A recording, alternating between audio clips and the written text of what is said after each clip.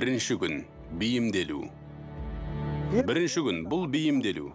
Біздің бірінші күндегі мақсатымыз басымыздағы бүкіл процесті тоқтату. Өйткені өзіміз экспедицияда сияқтымыз, ал басымыз әлі қалада. Бұрынғы жұмыстарды, проблемаларды ойлай береміз. Оның үстіне ойлау жылдамдығымыз бұрынғы қалпында тұрады.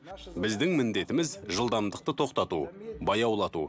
Ол үшін барлығын асықпай, жүйелі жасау керек. Так, Мәдидің таңдауы. Баги. Баги 2, жолаушы. Баги 1, жолаушы. Баги 6, жолаушы. Баги 6, жүргізуші.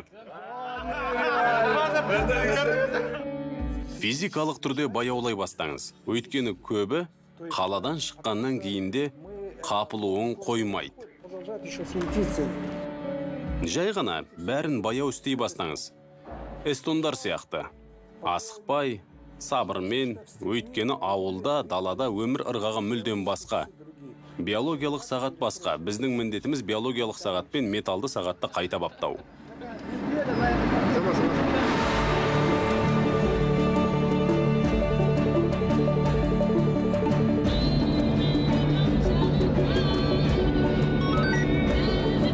Нұрбол, қабылда, Дәурен.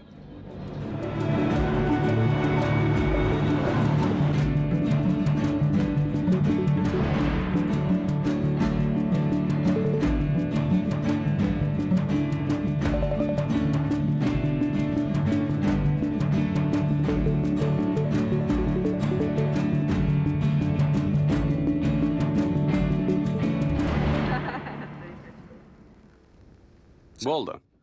Детокс басталды. Қазір өте маңызды сәт. Адамның қайта туылуы және аватар. Бірінші аватар – Мейірбек. Милан қаласы? Милан болды. Мейірбек қалада қалды. Милан. Танысып қойыңыздар. Так, Қуаныш, сенен кім жүреді? Сенің тобыңнан Асқар. Қуаныштың атынан Асқар келді. Алтайдың атынан бізбен Асадун жүреді. Мәдидің атынан біздің экспедицияға Майк барады. Талғаттың атынан біздің экспедицияға Әли барады. Ерболдың атынан бізбен бірге Конор барады. Әсеттің атынан бізбен бірге Сабыр барады. Ринаттың атынан бізбен бірге Ареке жүреді. Исаның атынан бізбен Алик жүреді. Айдананың атынан бізбен бірге Ханым Жол жүреді.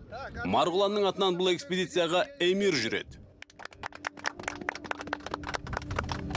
Болды. Аттарымызды түгендедік, байланысты тексердік, су алдық, нұсқаулық өткіздік. Енді көліктерге отырып сапарды бастаймыз, я?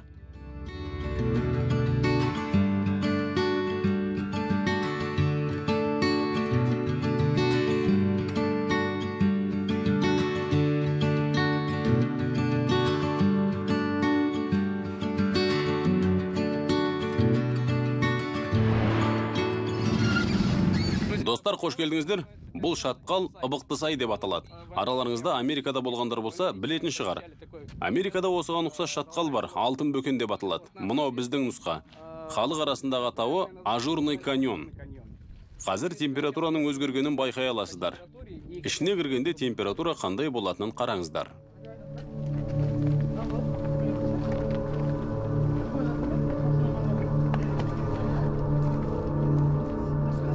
Қандай салқын.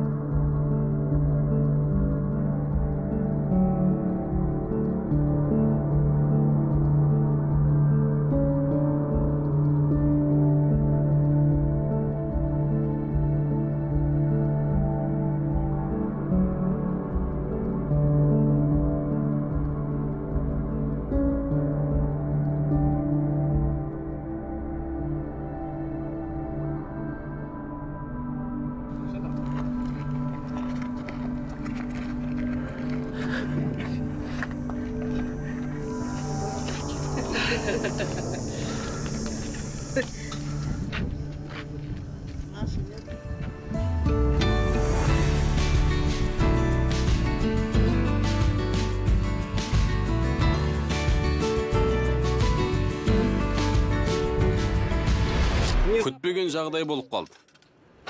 Жолда үнем осылай. Бір бұрыс қадам бүкіл қозғалысты тежейді. Перечеркнуть все движение. Машинамыз батып қалды. Енді Рус, сен кінәлсің.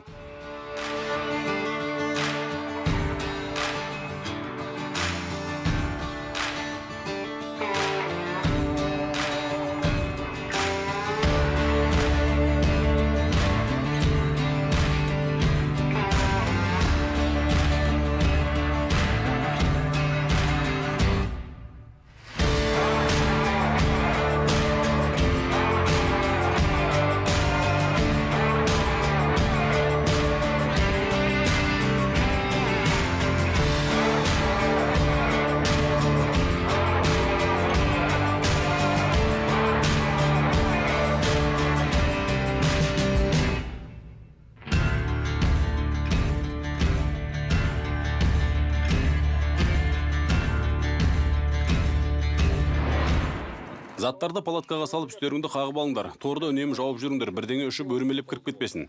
Түнге қарай тұншықпау үшін біз терезелерді жауып қоямыз. Жарайды, мұнда қатты суық емес, жел бар. Кез келгенін таңдаңыз. Мінеки екінші бос. Серіктесіңізді алып шатырға кіре беріңіздер. Палаткада әркімге спальник беріледі. Кейінірек келіп, шлемдеріңізді жазып алам. Аттарыңыз ауысып кетпес үшін. Мұнда таза сүлгі бар. Денеге және бетке арналған сүлгілер. Керемет, тамаша. Жігіттер оралды. Тамаша жаңалық. Көлікпен қыдырдық, шаршадық. Қазір кешкі ас ішеміз.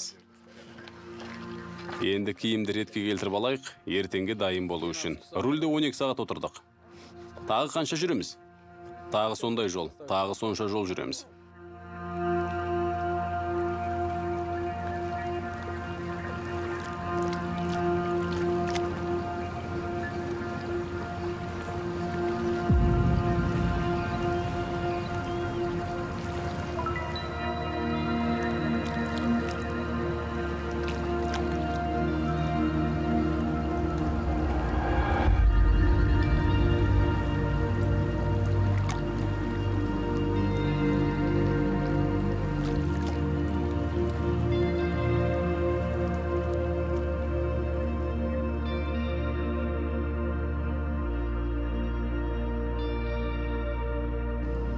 Міне, күні бойы шаңмен кірген малындық. Сосын Каспийге келіп шомылдық.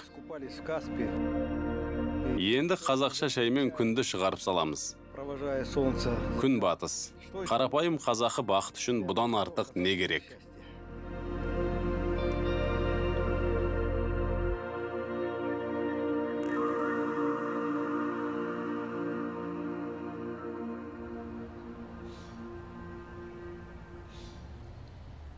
Екінші күніміз балалық шақты еске алу. Мен бұл атты кездейсоқ қойған жоқпын. Өз басым неге екенін қайдам. Қаладан алыстасам болды, бала кезімді еске алам. Балалық шағыңыз бен жастық шағыңыздың тек керемет сәттерін еске алыңыз. Әрі қарай әрбір сәттен рахаттаныңыз. Бала кезіңізде болған қызық жағдайларға қайтадан күліп алыңыз. Менде ондай жиі болады. Балалығымның кей сәттерін еске алып күлем. Ол баяғыда өтіп кеткен, бірақ мен еске алам да бірден күлем. Сондықтан көңілді қызық жағдайларды еске түсіріңіз. Бірақ балалық шақтағы тек қана жақсы сәттерді еске түсіріңіз.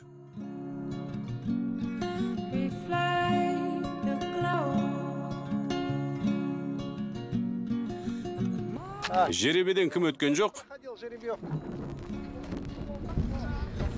4-ші баги, 1-ші жүргізуші. Демек түске дейін сен 4-ші багидің жүргізушісі, ал түстен кейін жолаушысы боласың.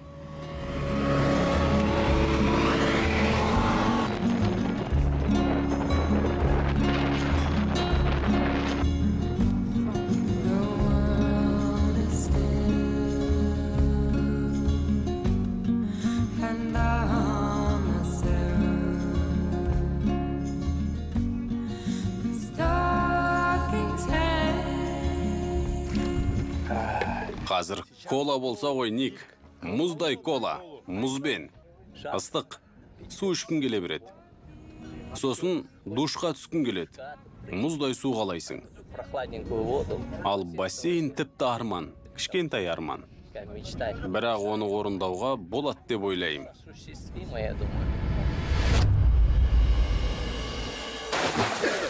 Мынау тіпті адам сенгісіз. Бұлақтың мұздай суы. Бүгін біз 47 градус ыстықта жол жүрдік. Бәріміз терлеп кеттік. Үстімізді шаң, кір басқан.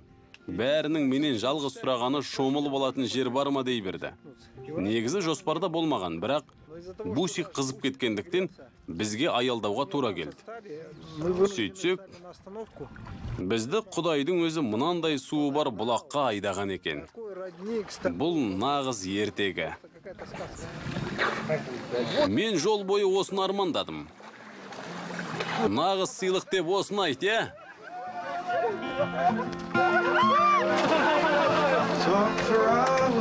Я так не хочу, ребята.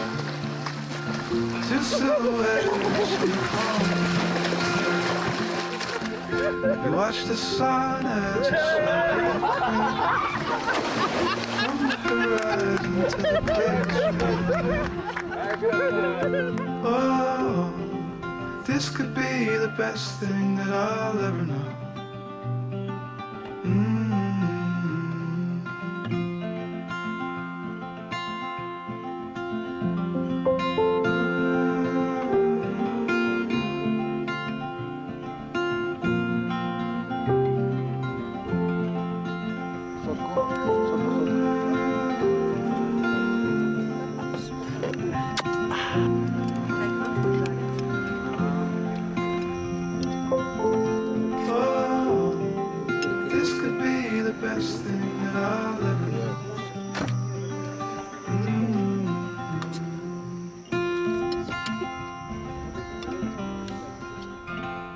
Үшінші күн.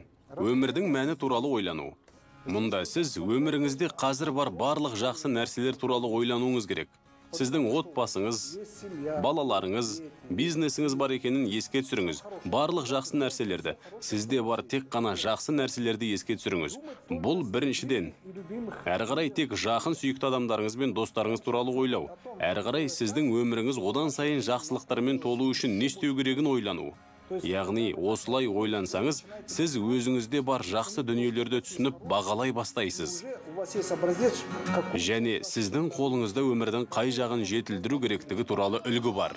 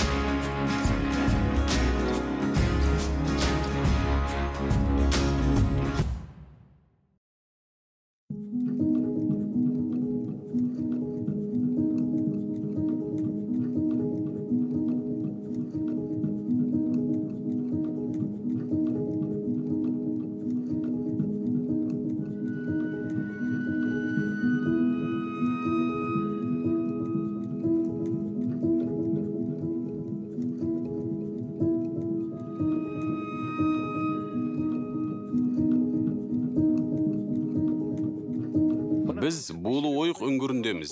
Бұл жер Қарынжарық қорығынан оңтүстік шығысқа қарай 52 шақырым қашықтықта орналасқан. Үңгірдің өзі өте үлкен, диаметрі шамамен 30-40 метр, тереңдігі 100 метрден асады. Сіздер 35 қабатты үйдің биіктігін елестетсеңіздер болады. Міндетті түрде жарық шамдармен, арқандармен түсу керек. Әйелдер мен балалар үңгір түбіне түспегені дұрыс. Өйткені түсетін соқпақ өте ауыр әрі тасы көп. Үңгір түбінде мынандай көлшік бар. Үңгірдің шығу тегінің геологиялық себебі бар сияқты көрінеді. Бұл құламада емес. Шамасы, бұл үлкен жерасты су резервуары болғанға ұқсайды. Судың тасқыны үңгірдің ішін мүжіп, ойған. Үңгірдің төбесінен де көруге болады. Сөйтіп су жоғары шыққан. Сөйтіп миллион жылдар бұрын су жер бетіне шыққан. Одан соң Каспийдің деңгейі төмен түссе керек. Су төмен кетіп, үңгір осы қалпында қалған.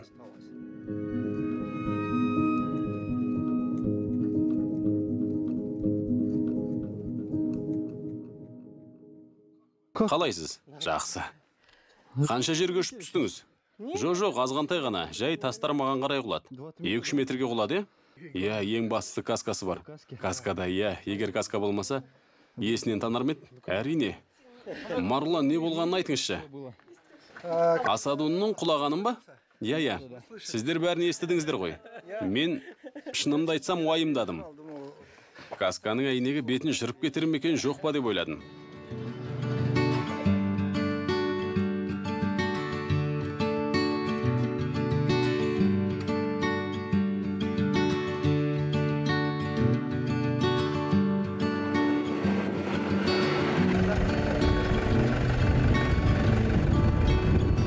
Сусыз мен олай да, бұлай да қозғалмаспын.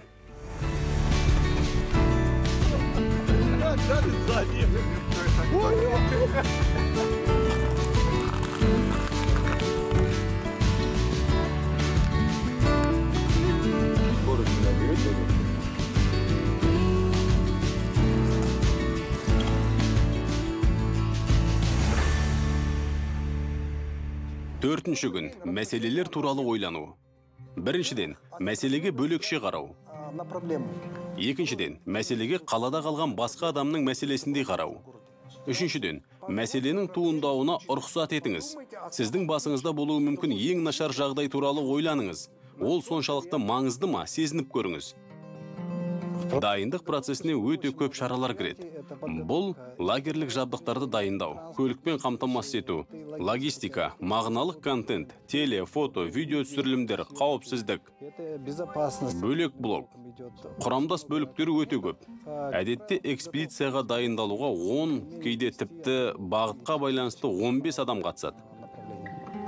Экспедицияның негізгі мақсаты жайлы өмірге, қаладағы жайлы зонада тұруға үйреніп қалған адамдардың өздерінде бар құндылықтарды қайта бағалауына және болашақ өмірін, не үшін өмір сүріп жатқанын қайта ойластыруына ықпал ету.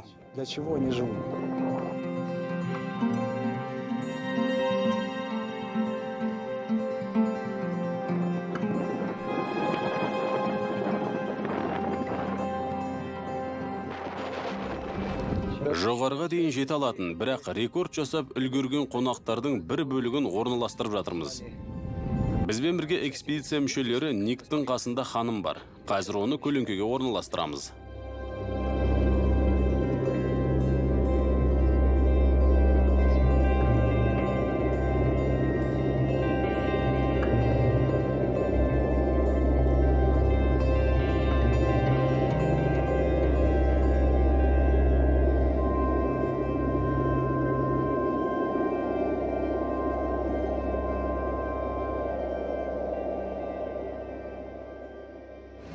Бұзылды. Менде жөндеу жұмысы. Бұл экспедицияда мен техникаға жауап берем. Мұндай апат болады деп тіпті ойламадым. Ыстықтан қалай қорғанып жатырсың?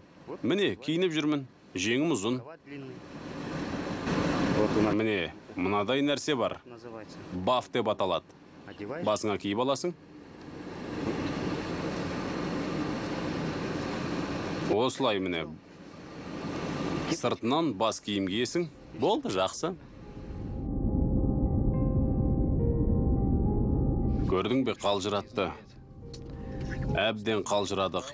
Қазір біз нағыз қызған табада тұрғандаймыз. Ештен етпейді, бейімделеміз. Бүгін шамамен 48-49. Мүмкін одан да жоғары градуста ыстық болған шығар. Міне, жоғары температура неге жеткізетінін көріңіз. Мұндай ыстықтан соң міндетті түрде душқа түсу керек. Содан соң сәл де болса жолға дайын боласың. Ыстық 47-50 градус болса да етіміз үйреніп кетті.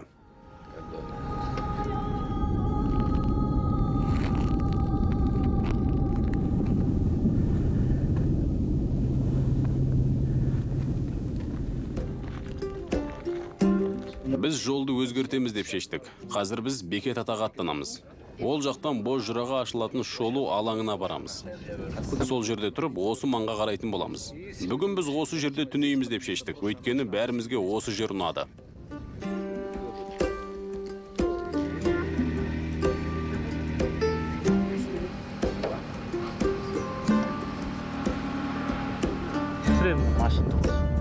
Онда опшының бет алу керек екен, табақтай.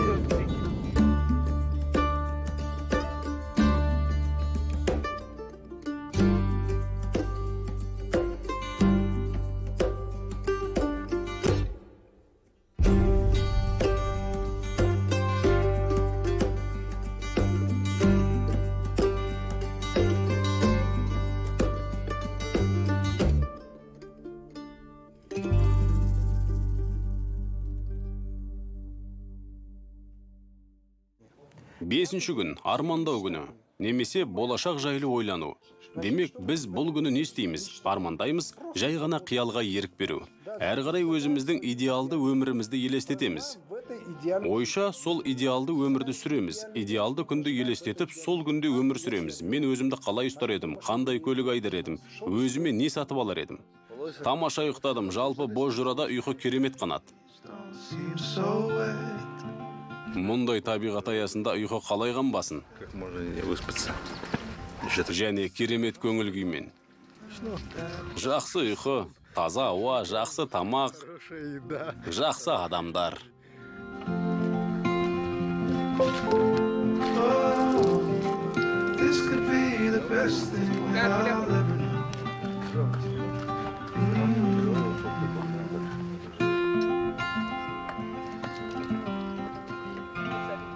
Кешегі аптаптан соң есімнен танып ұйықтадым. Таңертең бірақ ояндым. Қызықтың көптігі сонша, әр сәтті жіберіп алмауға тырысам.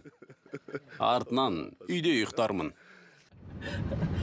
Дәурен. Ау, қазір шығамыз, қазір.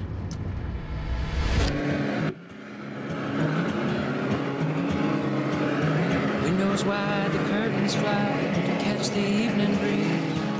Without you here to keep me warm, believe I'd rather. Трасса сенің оң жағында. Иә, жол сонда апарат, қазір соған шығам. Дөңгелек тесіп алдыңдар ма? Иә, дөңгелек тесілді. Қатты зақымдалды ма? Рациямен айтшы, қазір оған хабарласам. Мақсатқа айт, ана жаққа қоңырау соқсын. Олар қонақтардың бәріне ас дайындай берсін, сосын орналастырсын, жарай ма? Қане, тездетейік.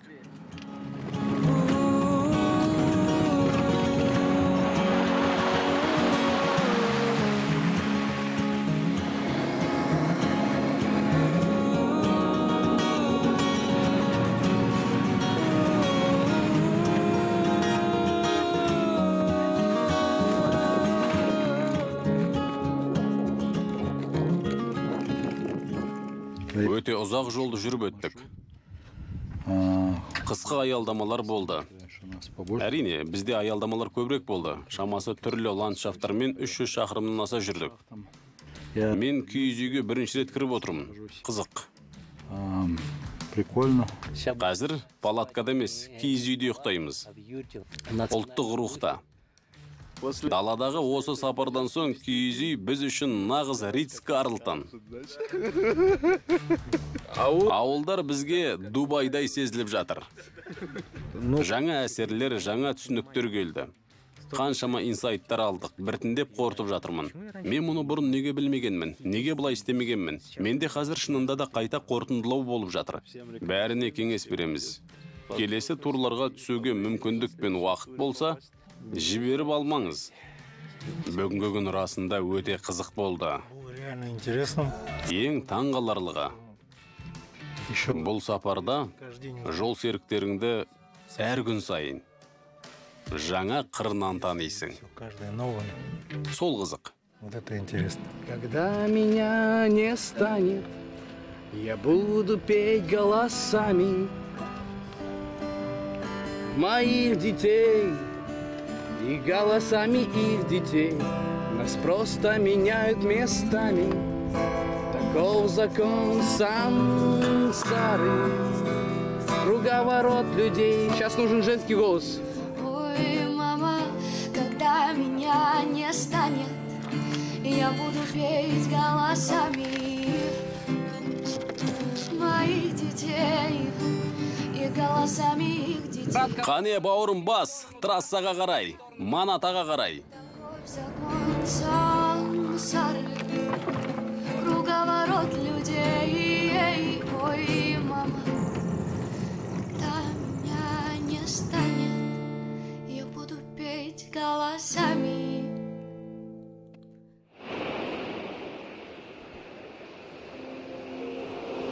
Алтыншы күн жоспарлау мен іске асыру, армандарға басымдық беру туралы ойлана бастаймыз. Сіздерде бірнеше армандар пайда болды. Енді соларға жетудің кезеңдері мен қадамдарын ойластырамыз.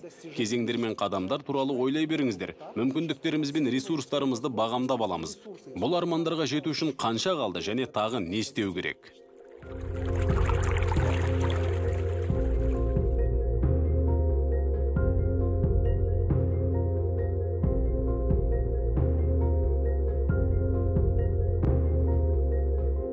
Қане тұрыңдар, 8 болды сағат. Так, ареке тұрамыз, тұрыңдар. Тұрыңдар, подъем. Пойдем на... 50 минутқа кешігіп тұрып жатырмыз. Өйткені кеше тым шаршап келдік. Кешегі күн бойынша біз 300 шақырымнан аса жүрдік.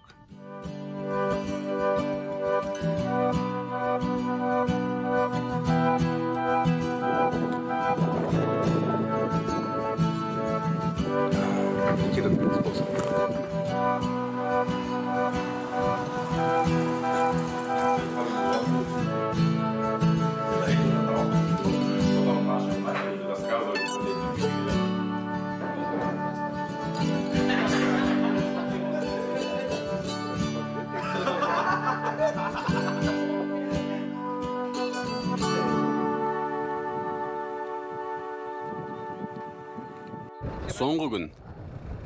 Әне адамдар ертең қалаға қайту керектігіне өкіне бастады. Кеткісі келмей ме? Кеткісі келмейді. Бәрін классика бойынша істеу керек. Катарсис ертең бәріміз тарап кеткен кезде келетін шығар. 2, 3, 4. Қарама олай. Бірінші баги, бірінші жүргізуші. Өзімде 6-шыны қалап едім. Тапсырыспен келіп тұр. Болды, толығып алдық.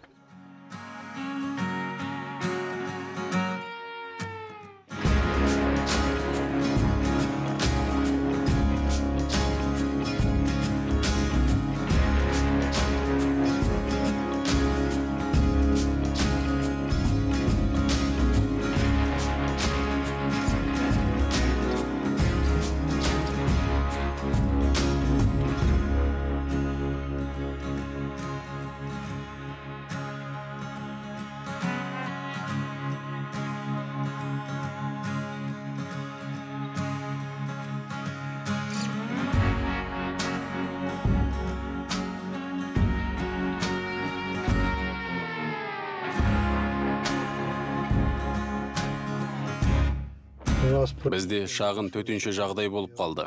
Мен басында естіп көрген кезде шошып кеттім.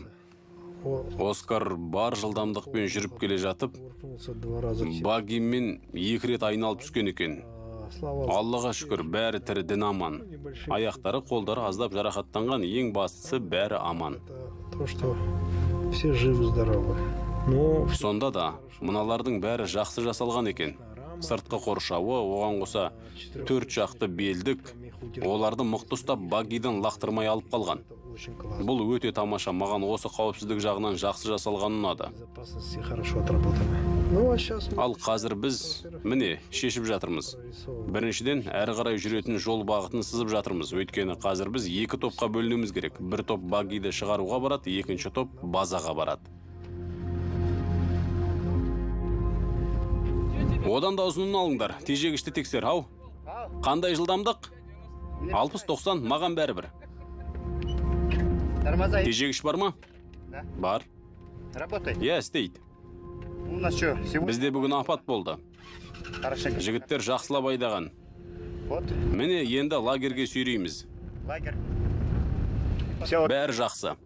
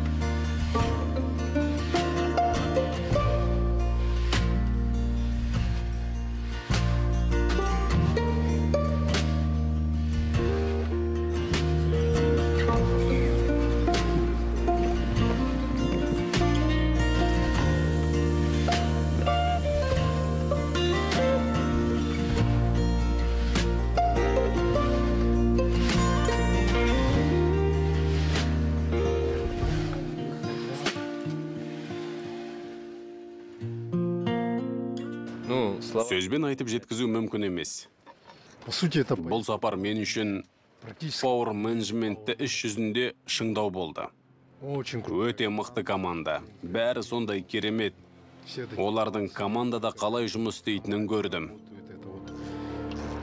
Маған біздің команда ретінде бірге алғанымыз ұнады. Қалай болғанын білмеймін, сіздердің әрқайсыңыздан біз өзімізді тани бастадық. Бірінші кезекте мен осы тобымыздан рахаттандым. Яғни бәрі сондай жан-жақты адамдар. Жерлердің өзі емес, жол жүріп келе жатқандағы жел бетіңе соққандағы алапат сезім шығар кереметі. Бұл мен осындамын, мен мұны істедім деп айқайлағың келеді. Өте қатты ұнайды. Осы жердегілер бәрі энергиясы тасып тұр, бәрі күш береді. Мен өз личностный ростым былай өстепті. Энергиям былай толып тұр қазір. Әрине мен басында барам ба жоқ па деп күмәндандым. Бірақ бағдарламаны көргенімде бірден барғым келіп кетті. Маңғыстауды аралап өту мен үшін әрдайым арман болатын. Жай табиғатын көруді қалайтынмын. Өзге планетада жүргендей сезімді кештім. Бұл Қазақстан емес, тіпті жер емес. Марсқа түскендей әсерде болдық. Мен мұнда табиғаттан, адамдармен араласудан ләззат алдым. Мен көбіне үндемедім және күліп жүрдім. Мен сондай бір керемет тыныштық күйін сезіндім. Менің отанымызға деген өзгеше көзқарастарым оянды. Біріншіден мен мұндай табиғатты көрем деп күтпедім. Ақтауда жалпы Батыс Қазақстанда қаншама көрікті жерлер бар. Менің ойымша бақыт қарапайым нәрселерде. Біз мұны шындап сезіндік. Және әр сәтке қуандық. Мұндағы жердің бәрі көрікті. Мұнау пейзаждар, келбетті орындар сондай керемет кезектесіп отырады. Әрбір 50-100 шақырым сайын жер бедері өзгеріп шығады. Әрқайсысы өзінше сұлу. Ең таңғаларлығы, экспедициядағы сапарластарыңды әр күн сайын жаңа қырынан тани бересің. Сол қызық болды. Вот это интересно. Келесі турларға түсуге мүмкіндікпен уақыт болса жіберіп алмаңыздар деп кеңес берем. Не пропускайте. Жеңілірек өмір сүріп, өзіңе қоятын шекараларды азайтқан сайын өмір соншалықты тамаша бола түседі. Очень прекрасно. Шынайы бақытты сезінесің. Команда сондай қызық адамдарға толы. Әр кеш сайын жақсы демалатынбыз. Менің есімде ең қатты қалғаны. Әр адамның өмір жолы әр түрлі. Әр адам түрлі жолдармен келетін сияқты. Олардың бәрі бір нүктеге тоғысқанда қызық әсер береді.